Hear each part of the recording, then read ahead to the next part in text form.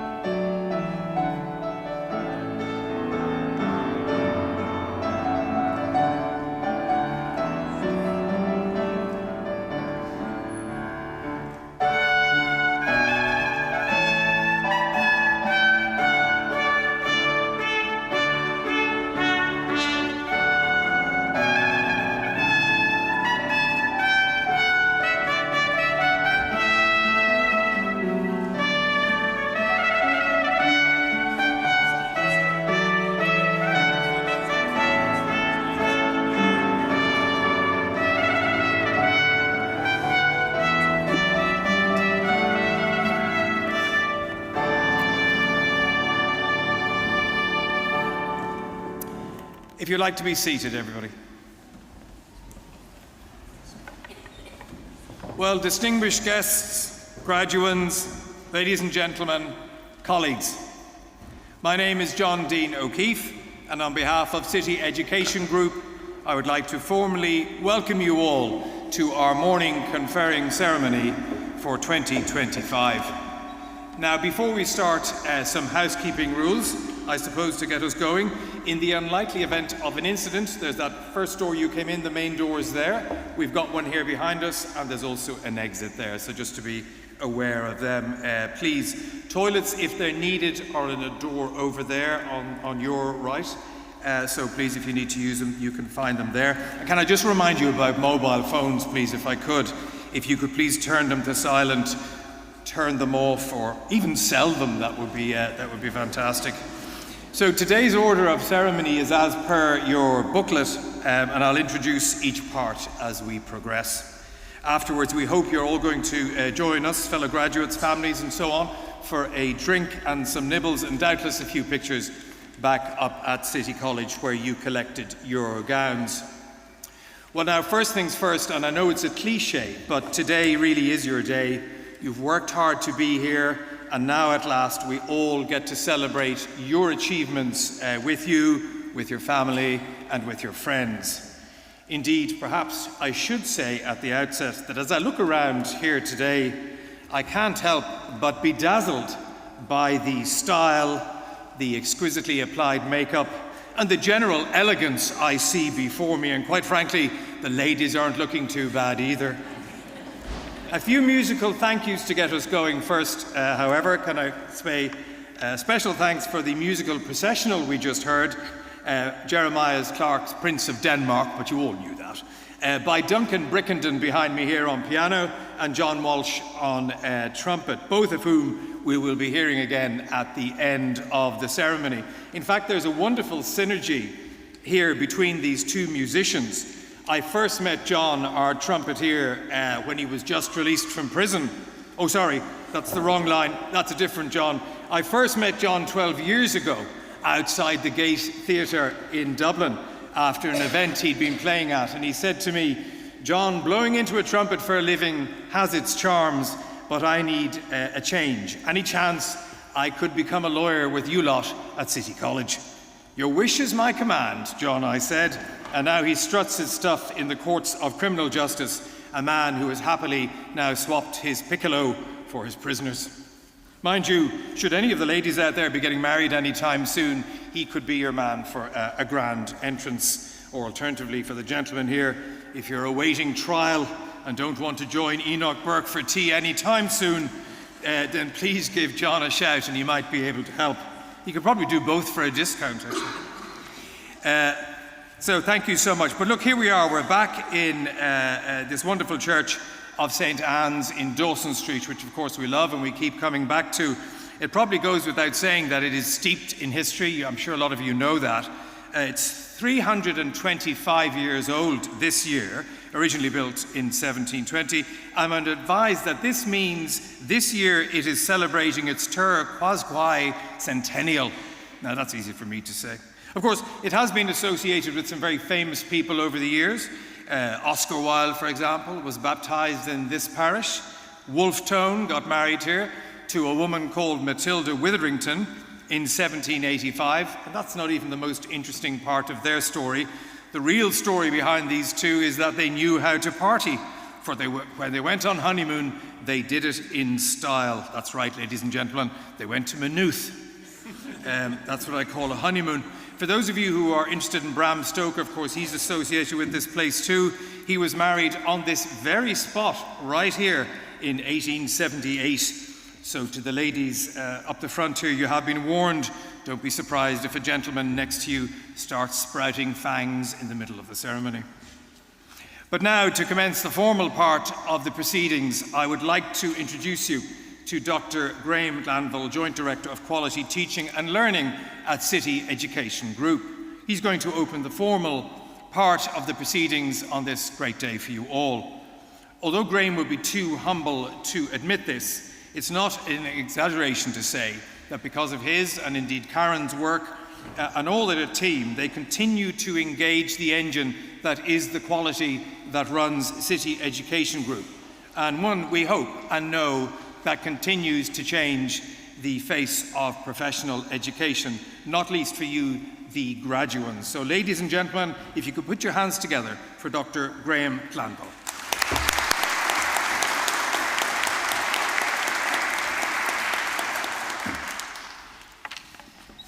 Thank you, John, and a very warm welcome to our graduands, to family members, to friends and to guests. And I have to echo what John said, of course, you're all looking very beautiful indeed. I want to congratulate each and every one of you on your achievement. As graduands, you have every reason to be proud and hopeful for what comes next. I think it's incredibly important to also press pause and take time out today, even just for today, to reflect on what you have achieved. It's so often that we rush through things in life and forget the big things, and of course today is one of those big things. As staff, we are honoured that we can be with you on this very special occasion, and we thank you for being the genesis of this day of celebration. As co-director of quality for City College Dublin, together with Karen Higgins, I play a key role in upholding our quality assurance and enhancement system, working with many staff across the group, some of them you know and others who work passionately behind the scenes. Our QA system is dynamic and responsive to the needs of students and industry, ensuring that learners acquire work-ready skills and knowledge, but are also afforded the space and time to explore and reflect in an interactive educational environment. With regard to recent developments, we embarked our 2025 academic year under a new brand, City College Dublin. The new brand brings together the collective expertise and experience of Progressive College, City Colleges and City Language School, all under new faculties as City College Dublin. We are very excited to see City College Dublin evolve, and we thank you for being with us on this journey. I'm also pleased to say that we are in the final stages of approving our scope of provision with QQI to offer master's programs at City College Dublin. This will open the door to new postgraduate diplomas and master's programs in disciplines such as business, computing and IT, law, life sciences, and of course, early childhood education. As graduands and very soon to be alumni, we'll keep you posted on these developments, and we would be delighted, of course, to welcome you back to City College Dublin in the near future. So, back to you, the real VIPs today. We celebrate not just the completion of a chapter, but the beginning of a lifelong learning journey. Graduation is often seen as the finish line, but in truth, it is the starting point, a launch pad into the world that is constantly changing, evolving, and challenging us to grow. The world that you are stepping into, of course, is dynamic. Technologies emerge overnight, industries transform, and ideas that seemed impossible yesterday become reality today. In this environment, one skill stands out above all: the ability to keep learning. Lifelong learning is not just about collecting degrees, certificates, or diplomas. Of course, that's very nice. It's more than that. It's about curiosity, the willingness to ask questions, to seek answers, and to adapt. It's about resilience, the ability to embrace change rather than fear it. And it's about humility, the understanding that no matter how much we know, there is always more to discover. And the great Nelson Mandela reminded us, of course, that education is the most powerful weapon which you can use to change the world.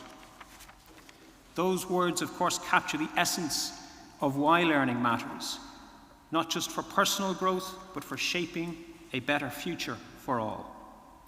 Think about this: the most successful people in any field are not those who know everything, but those who never stop learning. They read, they listen, they experiment, and they grow. They understand that learning is not a destination, it's a habit, a mindset, it's a way of life.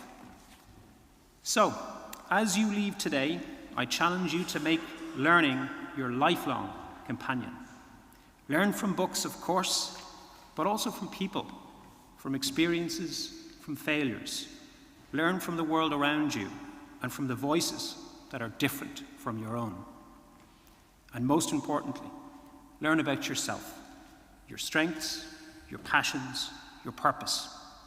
Because when you commit to lifelong learning, you don't just adapt to the future, you help shape it. Congratulations, graduands. The world is waiting for your ideas, your energy, and your curiosity. Keep learning, and you will keep leading. Thank you.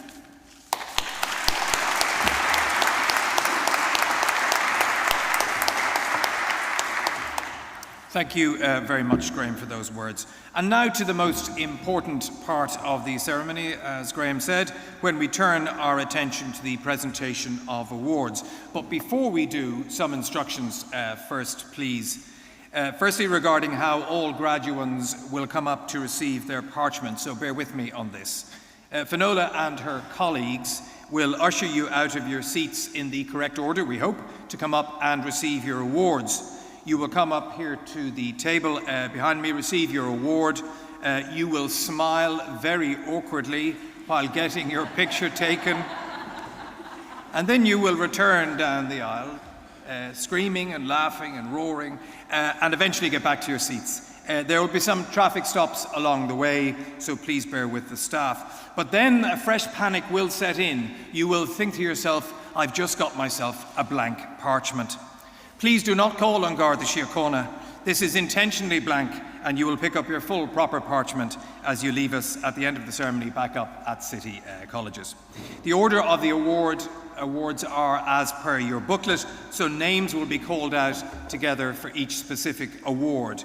As you will see, however, these awards some of them are quite large groups, and so Karen will call out these names in batches of 5 before each group of 5 come up together to collect their awards. And finally, can I ask you, and this is important because we started a bit late, we've a lot of graduands for conferring today, so if you could hold back on your clapping whoops and hollers for each individual award, tempted and old as you might be, that would be better and indeed much quicker for you all. So could I now call on Karen Higgins, Joint Director of Quality Assurance, to present these awards. Thank you.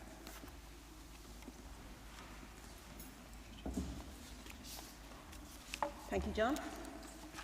Good morning, everybody. You're all very welcome. And again, I echo what has already been said. You all look wonderful today, and you should all be so proud of yourselves.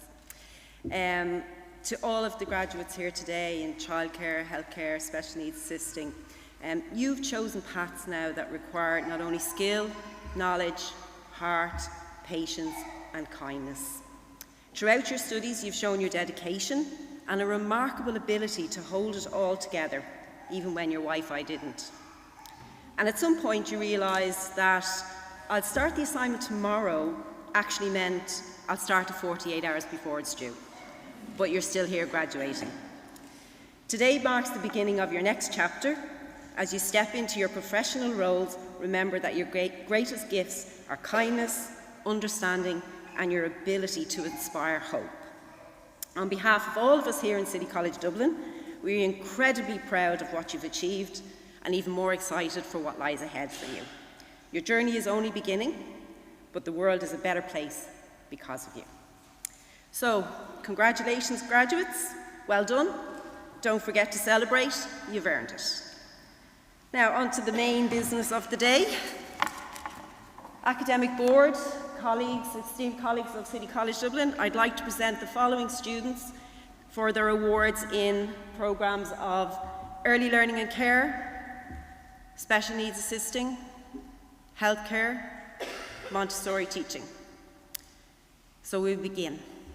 The first group of students I'd like to call Rachel McAvoy, Chloe Rowland, Katie Slemon, Frishta Albdarikis,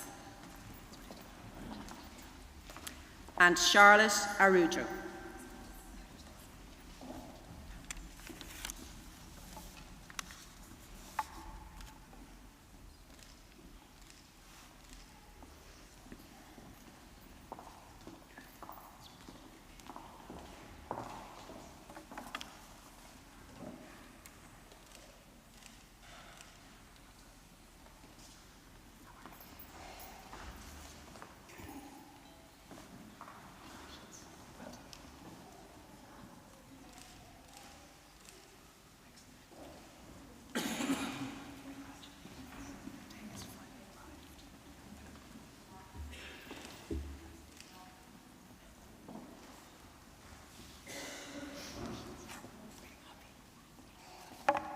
Also for the Advanced Certificate in Early Learning and Care at Level 5, we have Eileen Cronin, Mihaela Crudo, Rimsha Hassan, Arwa Husafa, and Roseanne Jardine.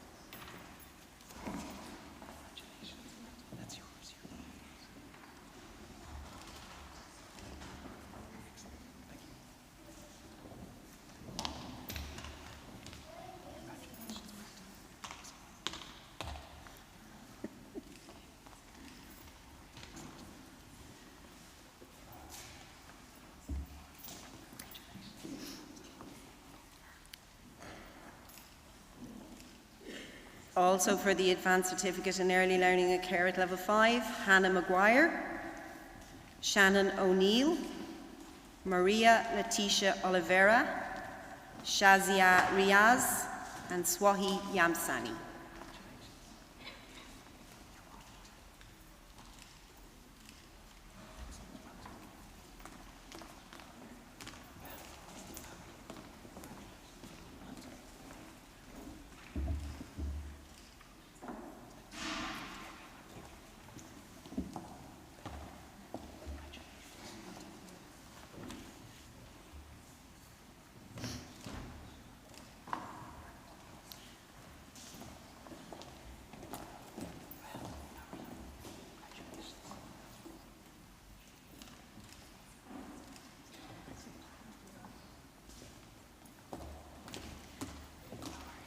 For the certificate in the Montessori approach in contemporary early learning and care, we have Ree Bailey, Patricia Crilly, and Catherine Moore.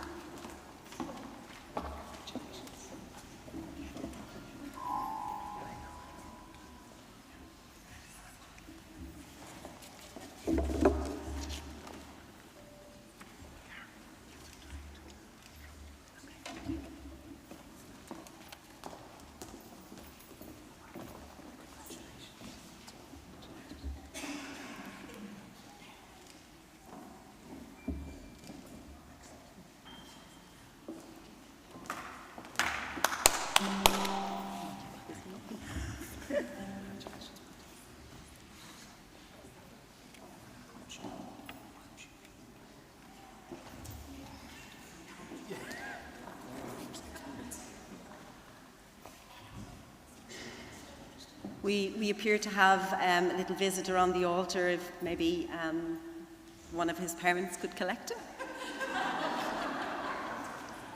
That's not me, by the way.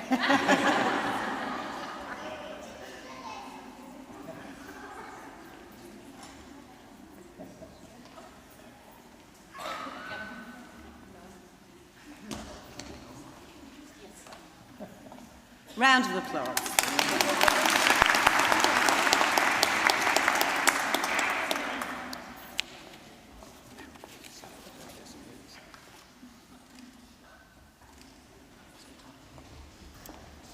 Okay, so can we give a round of applause to all our graduates so far?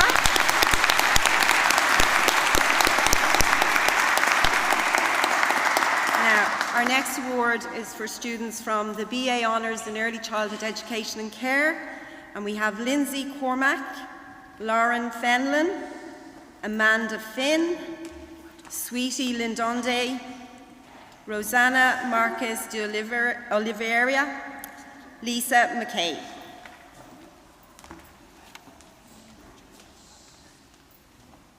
And Stacey Spratt.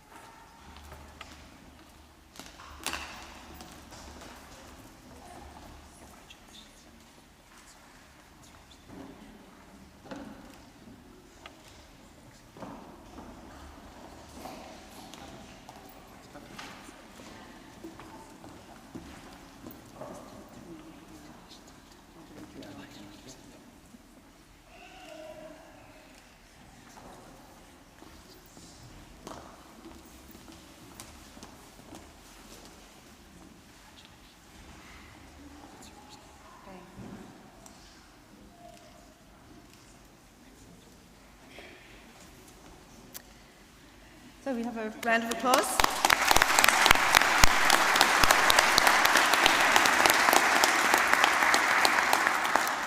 For the Healthcare Supervisory Support Management, Joyjet Dolagoon, Shini John, Arabosa Omambude, Florence Ejo, and Alina Ilaskovici.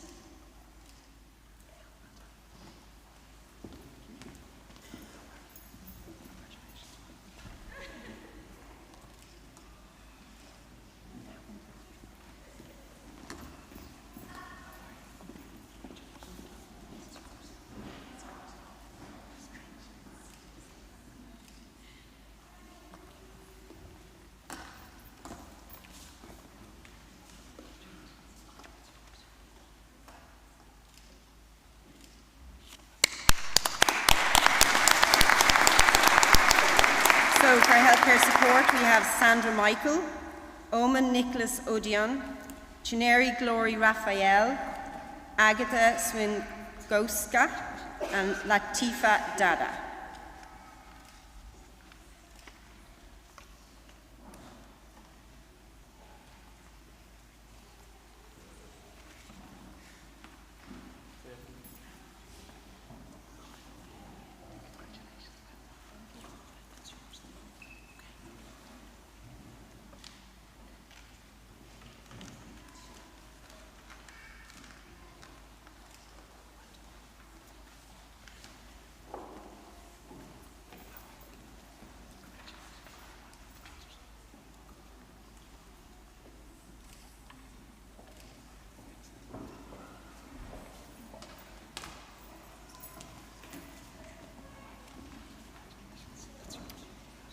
We have Chipo Demadima, Yvonne Fusuri, Madeline O'Driscoll, and Josephine O'Dira.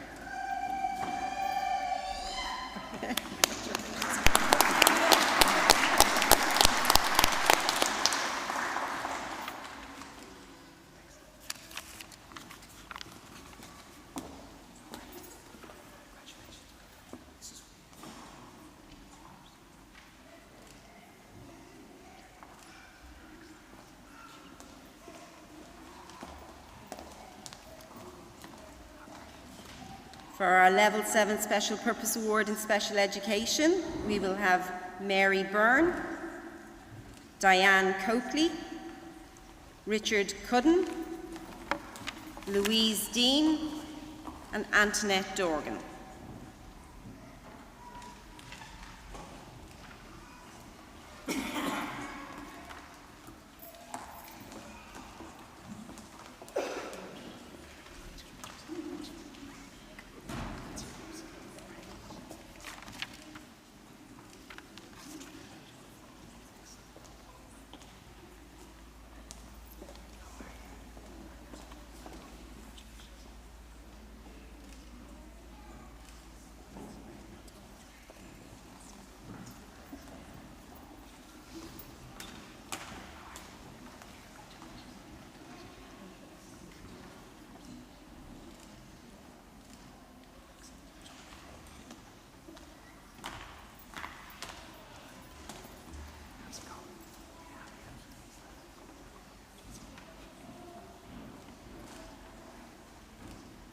Let's give our graduates a round of applause. Next we have Gillian Dromgoole, Kate Dullahan, Vanessa Fingleton, Aoife Fitzsimons, and Laura Flood.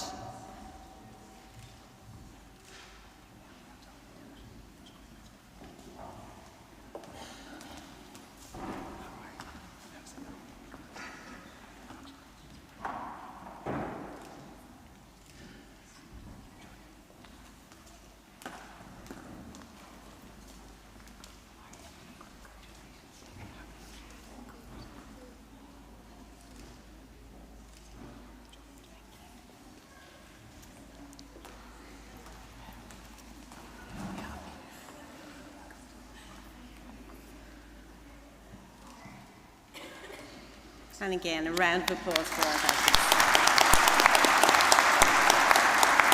Next we have Magella Hanlon, Katrina Hickey-Skelly, Tara Kennedy, Niamh Kindrigan, Jennifer Longworth,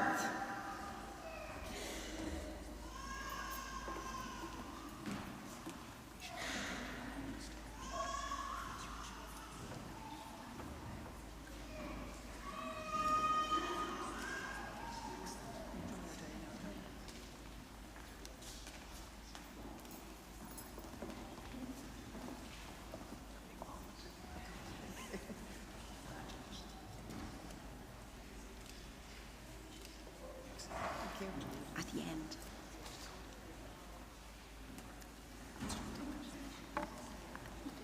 At the end.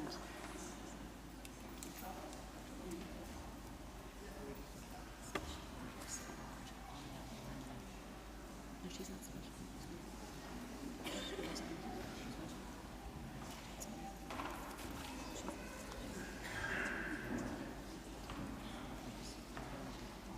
Yeah, no, I know, yeah. Apologies. Okay, so we have Tara Kennedy, Niamh Kindrigan, Jennifer Longworth, Rachel Lowry, Eamon MacDade. Apologies, everybody, I lost my place.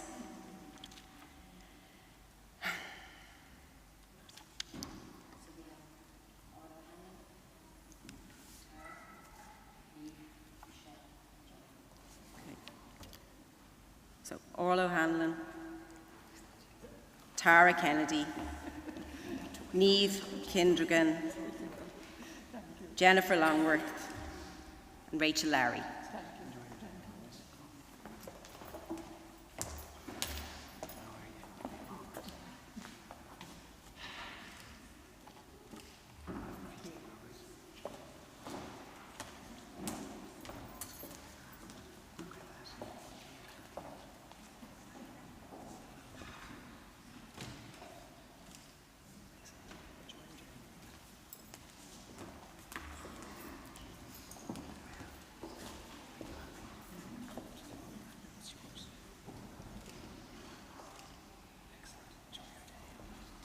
Can we give our graduates a round of applause?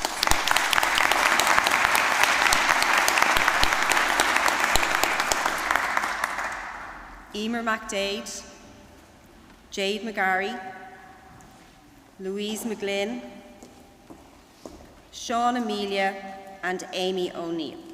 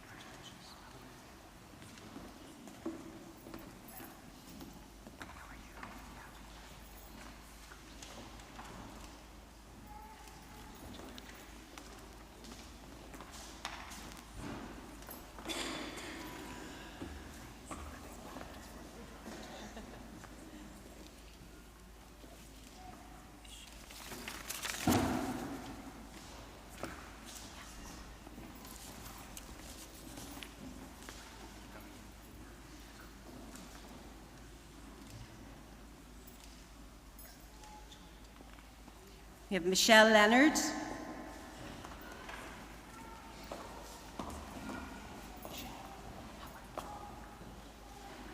Caroline O'Sullivan,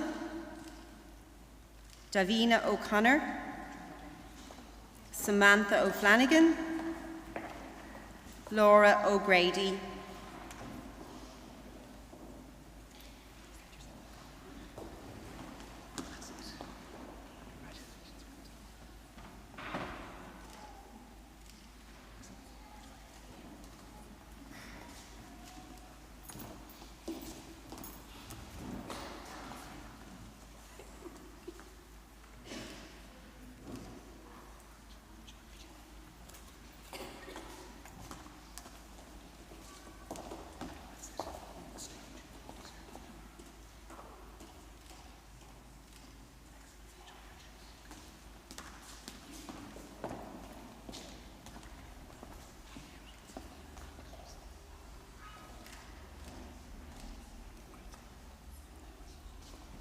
and a round of applause, everybody. Next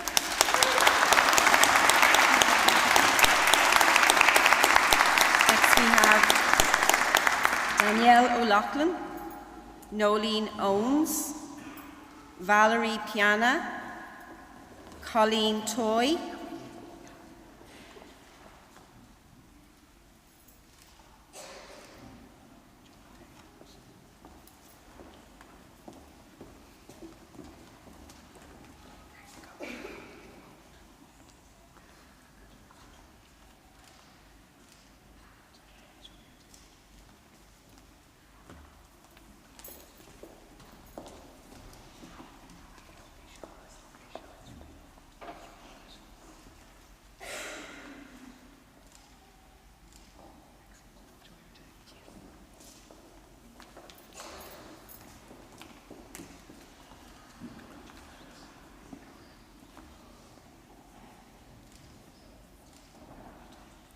and again, a round of applause, everybody. Well done.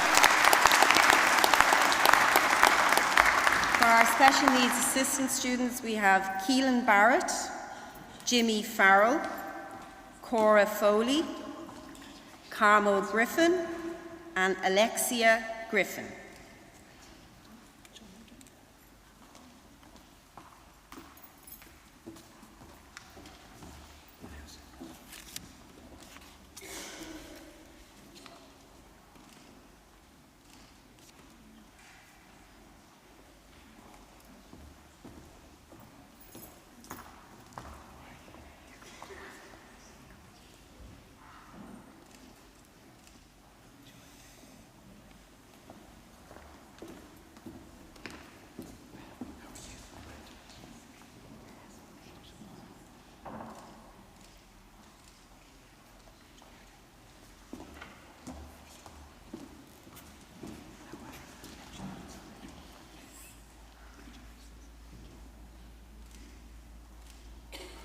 And again, a round of applause, everybody.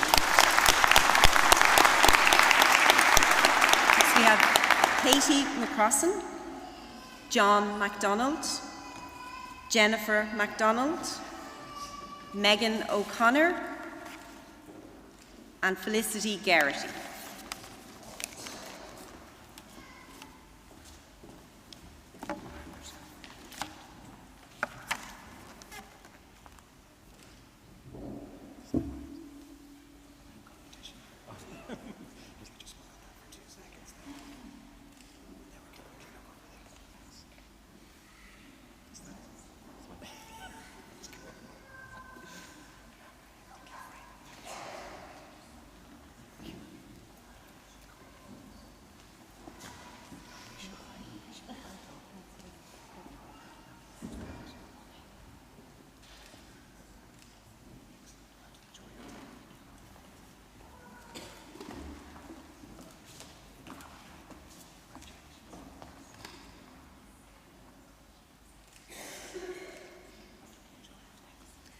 Now we have one final award, and this award is given to our Student of the Year. This is not just for a student who has achieved high academic scores in their grades in their studies, it's also for students who may have gone above and beyond. This particular student worked really, really hard for her award, and our Student of the Year for the Faculty of Education and Care is Rosanna Marcus de Oliveira.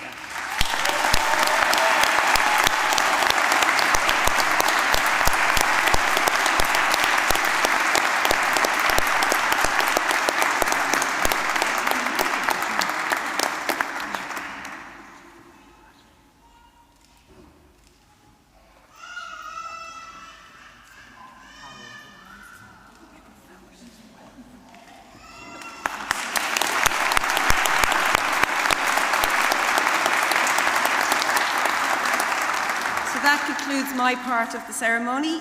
Again, go out, enjoy your day. It's well deserved. Thank you.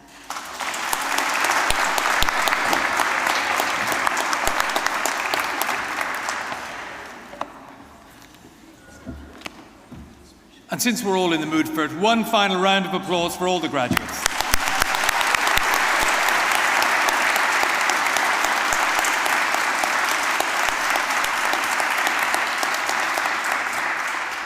Now, it's my great pleasure to introduce you to our keynote speaker for today, the director of the Linen Hall Library in Belfast, Miss Julie Andrews. Now, the Linen Hall is the oldest private library in Belfast and houses some of the most historic and important historical collections in the region and indeed across the country.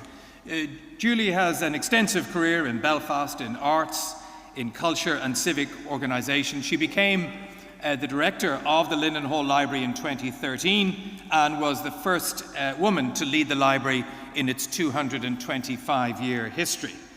During her tenure, it's no exaggeration to say that Julie Andrews has and continues to make an extraordinary impact on that place. She has, for example, overseen the digitisation of the library's collections, the development of educational programmes, and the creation of a vibrant tourist offering. She has also encouraged efforts to celebrate local women and their role in Northern Ireland's history. Now, by the way, Julie just said to me before the ceremony, would I mention as many hilarious jokes and puns as I could about the sound of music? Because that is something that apparently has never happened to her whatsoever. So I'm definitely not going to sing before I hand her over. Julie, these are a few of my favourite grads. Ladies and gentlemen, Julie Andrews, thank you very much.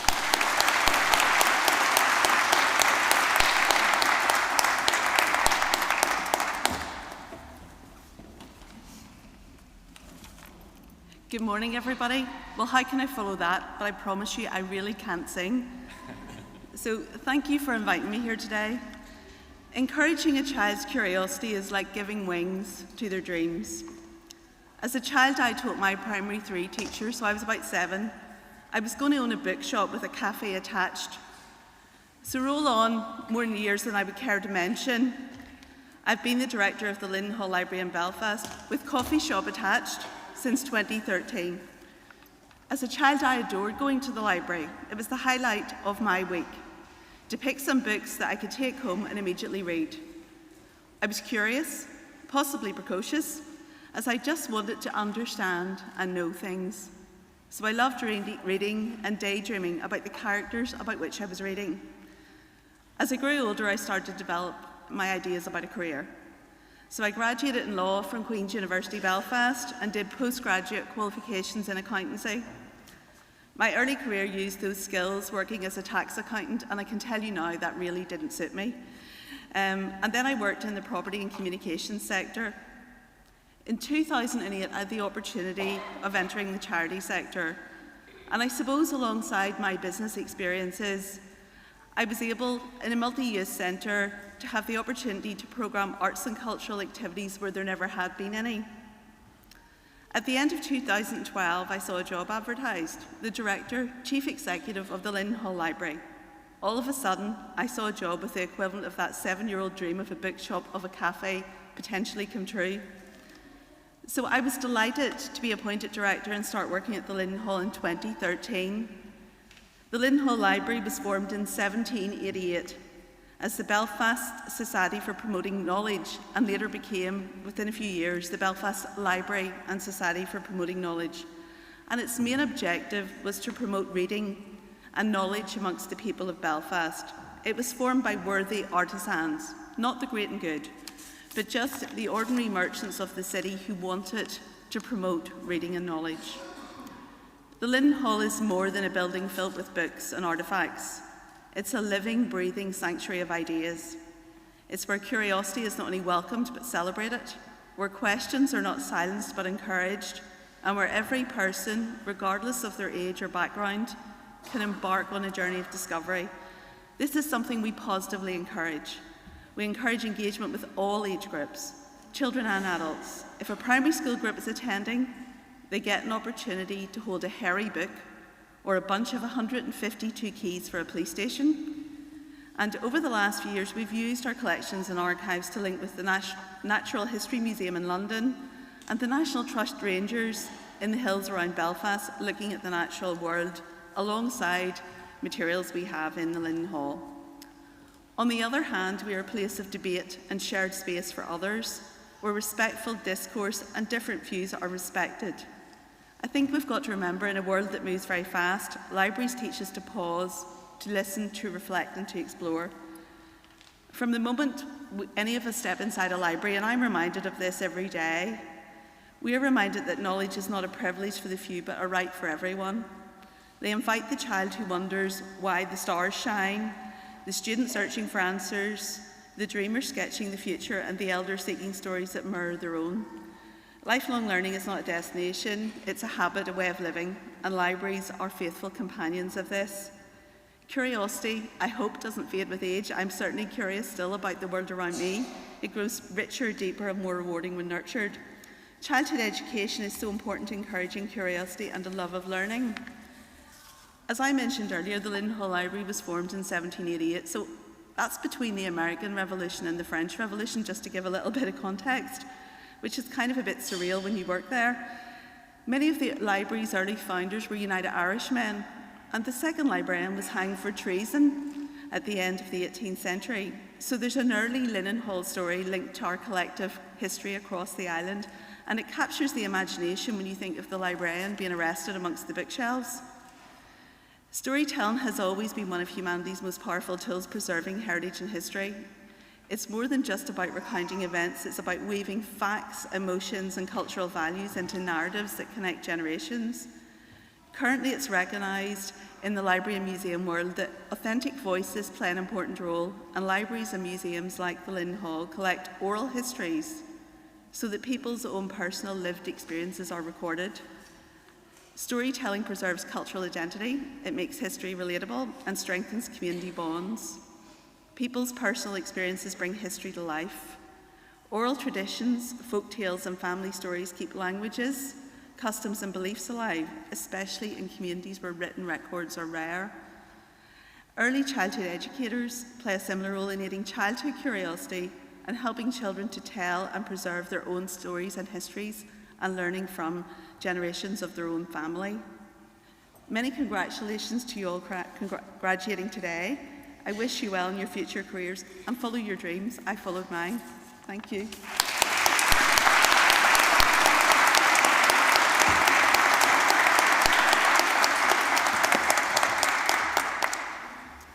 Thank you very much, Julie. Well, can you believe we are coming close, I said close, to the end of our ceremony. Not time to open up the Sauvignon Blanc just yet. I can see, in fact, some gentlemen down the back are getting teary and saying to me, John, make sure this day never ends.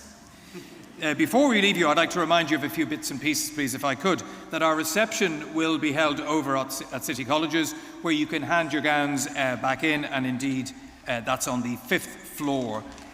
Please note this is also, as I said earlier, where you can collect your full parchments. So please ensure that you all join us on the 4th floor, if you can, for the ceremony afterwards, for some handshakes, catch-ups, and all the rest of it. Now, shortly, the academic staff will process out of here, 2 by 2, everybody. And so once the music commences, I'll ask you to stand as the proud graduates of the various colleges of City Education Group. Today is an occasion, of course, of great celebration, as we keep saying, so we will naturally recess out to the beautiful sound of Symphony No. 9, Beethoven's Ode to Joy, played with piano and trumpet. Before this, however, some final words of thanks to everyone who made this day possible. To everyone here in this wonderful church of St. Anne's, the Select Vestry, and of course to Ruby and her colleagues. Thank you again to our musicians today, Duncan and John. Huge thanks, of course, to the City Education Group who made this happen, and everybody in the background today, particularly Suzanne, Finola, Pam, who are the driving force behind these preparations, of course, along with many others. And to all our academic and administrative staff across the group who joined us this morning, due to your guidance in your specialist areas, all your students have arrived here today. And of course, to the family and friends of graduates who doubtless had to put up with the occasional wailing and gnashing of teeth, not to mention a few bottles of Dada going missing here and there as they progressed through their course, thank you. Most of all, we congratulate everybody who's received an award here today. Days like today are genuinely important, and we hope ones that you will remember. And now, before we leave, I would like to leave you finally with a short poem by a Scottish poet called Donna Ashworth, which suggests that you take only one word from here today, and that word is joy. This is a word which needs to be your mantra, not just today, but especially when sometimes in your life you can seem to find very little of it. And it goes as follows. Joy does not arrive with a fanfare on a red carpet, strewn with the flowers of a perfect life. Joy sneaks in as you pour a cup of coffee, watching the sunlight hit your favorite tree just right. And you usher joy away because you are not ready for her. Your house is not as it should be for such a distinguished guest. But joy cares nothing for your messy home, or your bank balance, or your waistline. You see, joy is supposed to slither through the cracks of your imperfect life. That's how joy works. You cannot truly invite her. You can only be ready when she appears and hug her with meaning. Because in this very moment, at your graduation, joy chose you. A final goodbye to everybody here, graduates, family and friends, and may your God go with you.